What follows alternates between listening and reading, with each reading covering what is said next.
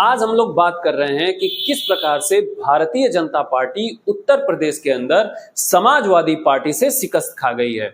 आप कार्यकर्ताओं का इसमें बहुत ही बड़ा रोल रहा है, जहां पर समाजवादी पार्टी के कार्यकर्ताओं ने एक कड़ी मेहनत, सच्ची लगन और ईमानदारी के साथ अपने शीर्ष के बताए हुए नेतृत्व को जमीन पर उतारा।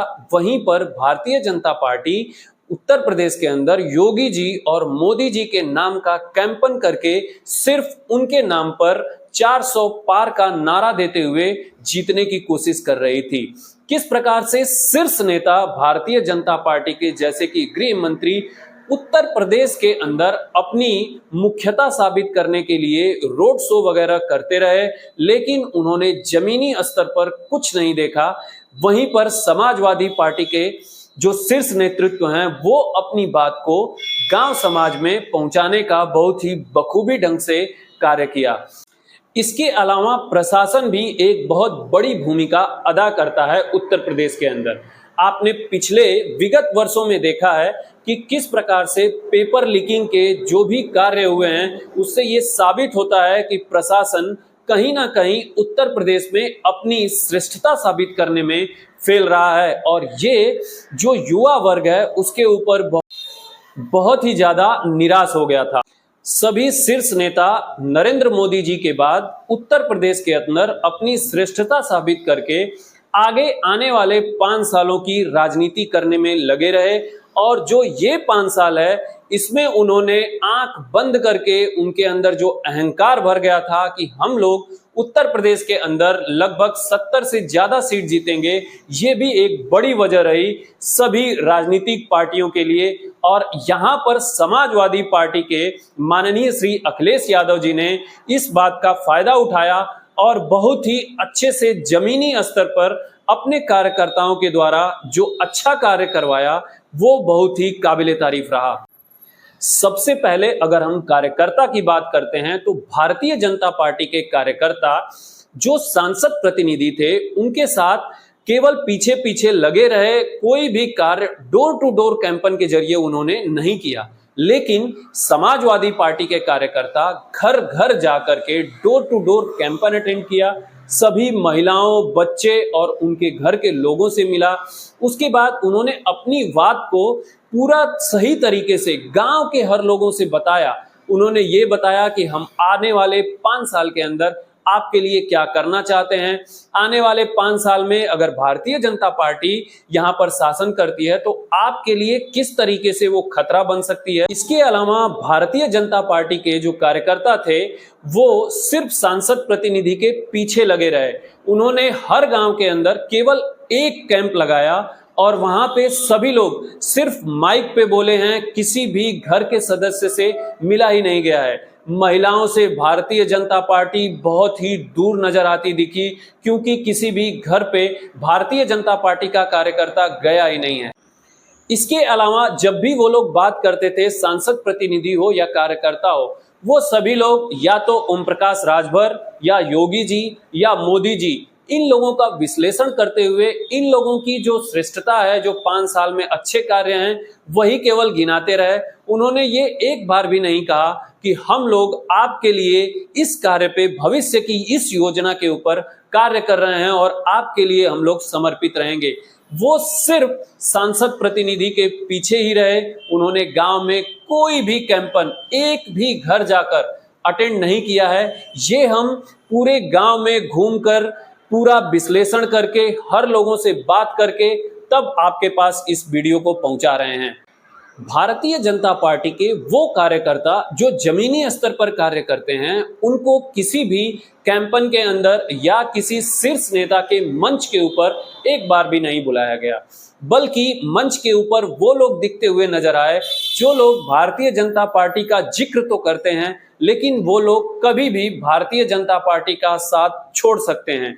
वही लोग शीर्ष मंच पे नजर आए और ये भी एक बहुत बड़ा कारण था कि जो जमीनी स्तर पर कार्यकर्ता कार्य करते हैं वो भी चुपचाप अपनी जगह पे बैठ गए और इन लोगों के ऊपर 400 पार का नारा जो चल रहा था वहीं पे छोड़ दिया गया।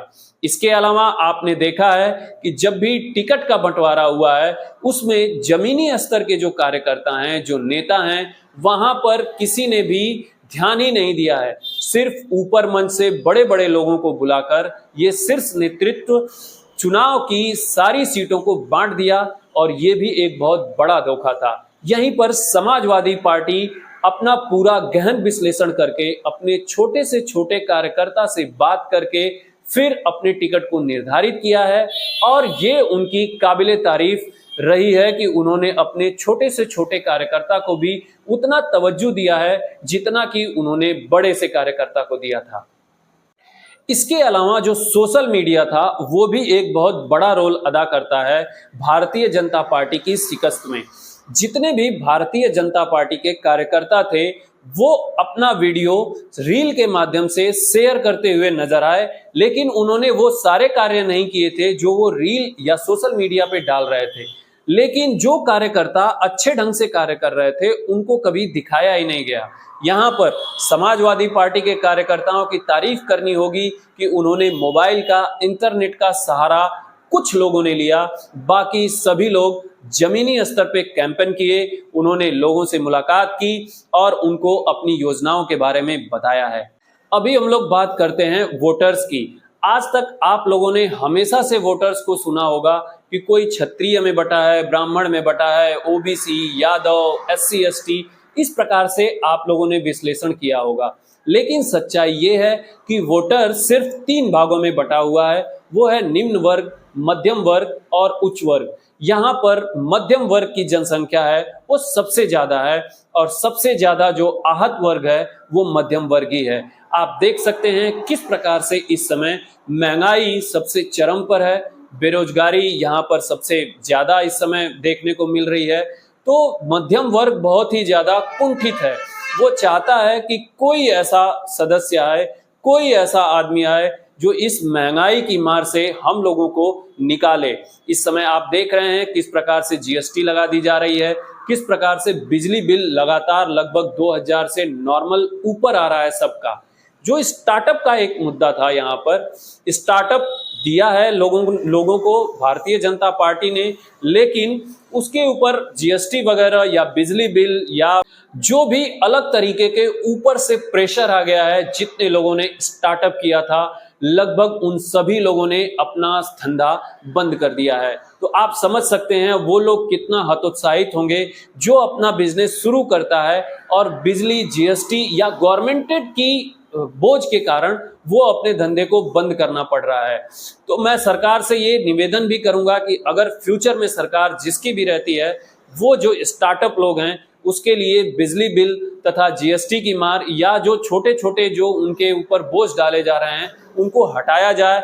इसके बाद ही आप स्टार्टअप को आगे बढ़ा सकते हैं। आपको हमेशा रोजगार के ऊपर ध्यान देना पड़ेगा, आपको निम्न वर्ग के ऊपर ध्यान देना पड़ेगा कि किस प्रकार से ये कार्य किया जाएगा। इसके अलावा आपको उच्च वर्ग से भी बात करनी होगी कि किस तरीके से आप उच्च वर्ग, निम्न वर्ग और मध्यम वर्ग सबको आपस में जोड़ करके आगे का कार्य करेंगे। सरकार चाहे जो भी बनती है, आपसे नम्र निवेदन है कि आप सभी वर्ग का ध्यान दें, प्रशासन को हमेशा सुरक्षित रखें, क्योंकि प्रशासन में आप देख सकते हैं बहुत से पेपर्स वगैरह लीक हो रहे हैं, जिससे जो स्टूडेंट हैं या जनता है उसके ऊपर बहुत ज्यादा इसका असर पड़ता है। इसके अलावा जब हम लोग बात करते हैं कार्यकर्ताओं वगैरह की, तो आप लोग नीचे के कार्यकर्ताओं पे ध्यान दें थोड़ा सा, क्योंकि सबसे ज्यादा मेहनत आपके वो कार्यकर्ता करते हैं जो सबसे निचले स्तर की बात आप तक पहुंचाते हैं। शीर्ष नेतृत्व से हमारा ये हमेशा से निवेदन रहेगा कि आप उन छोटे कार्यकर्ताओं या पब्लिक के बीच जाकर उन लोगों से भी मिलें जिनको आपको जरूरत है।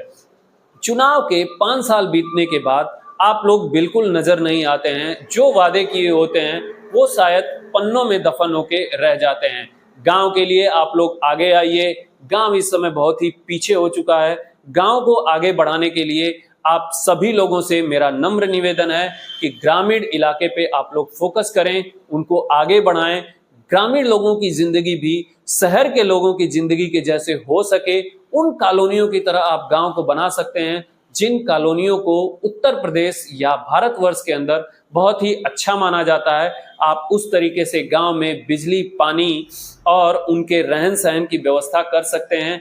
आप सिर्फ इस पे थोड़ा सा फोकस करेंगे, ग्रामीण लोग खुद इतने, किसान वर्ग इतना खुद सक्षम होता है अपना कार्य करने में कि वो अपनी सारी व्यवस्थाएं खुद कर सकता है। आप सभी नेताओं या राजनीतिक वर्ग से मेरा निवेदन है कि आप ग्रामीण लोगों का थोड़ा सा साथ जरूर दीजिए। जय हिंद, जय यूपी।